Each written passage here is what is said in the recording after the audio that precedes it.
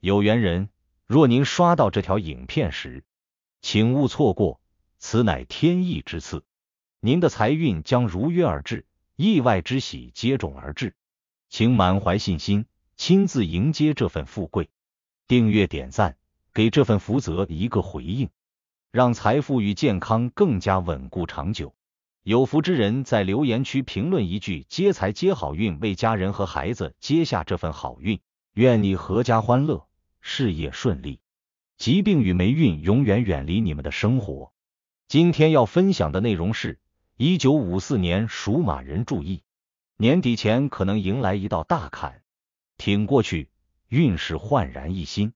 1954年出生屬馬的朋友，年底之前很可能會迎來一道不太好走的坎。這道坎表面看是小事連着小事，情緒壓着情緒，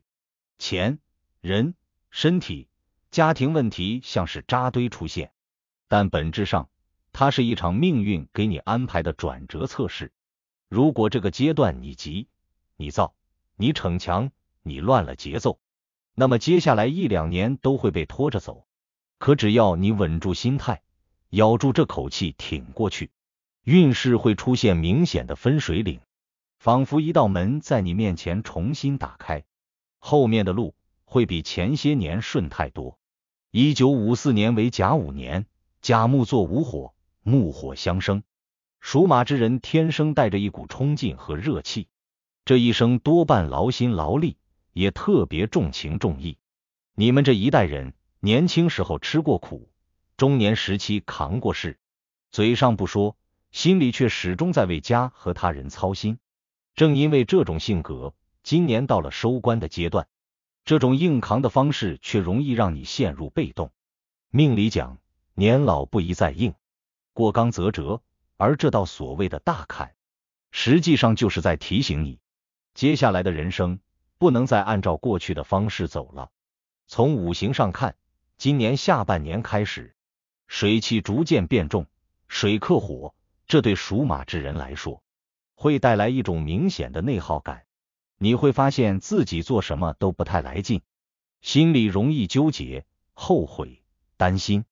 這不是你變弱了，而是天時在逼你慢下來。可如果這時你偏要逆着走，非要做大決定、動大錢、改大局，就很容易產生反噬。所以很多1954年屬馬的人，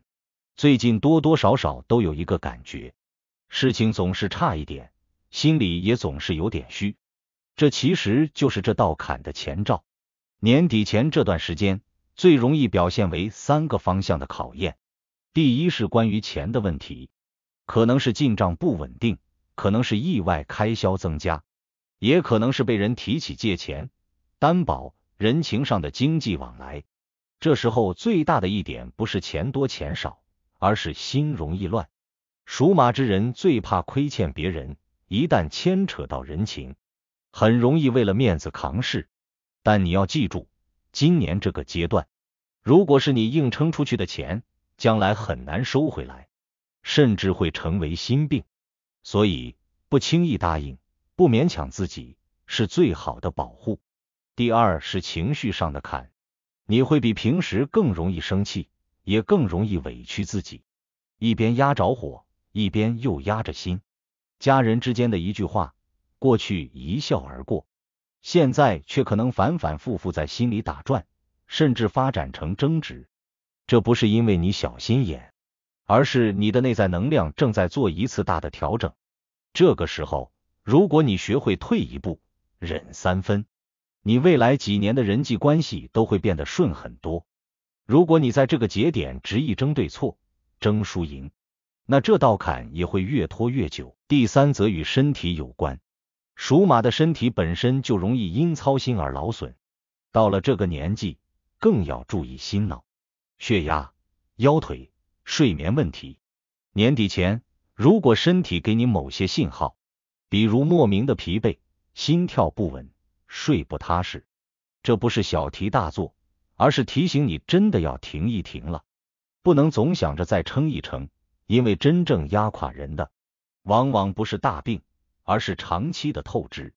從命理角度看，這道大坎之所以會出現，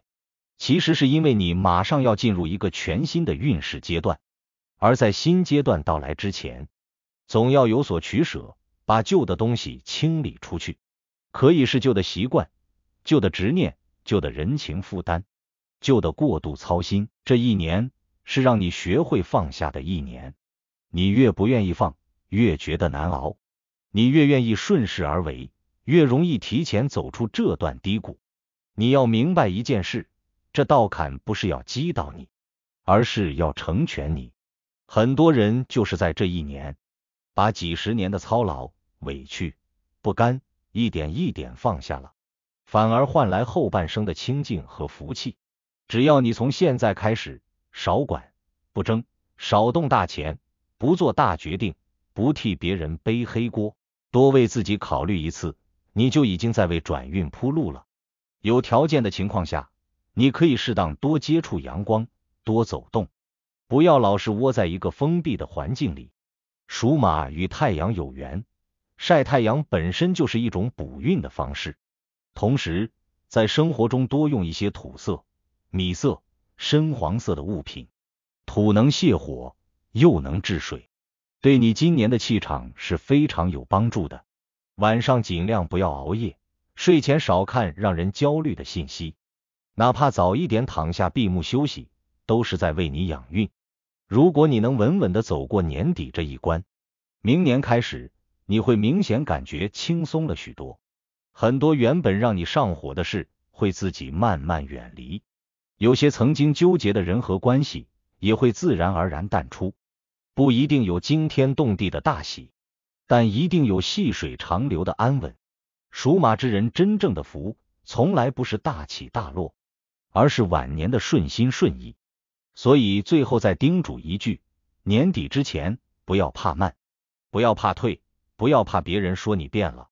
你不是在變弱，你只是在為後半生換一種活法。只要你肯穩住自己，這一道坎終究會變成你人生裡最重要的一次轉折。從此之後，路會寬，心會平，運會順。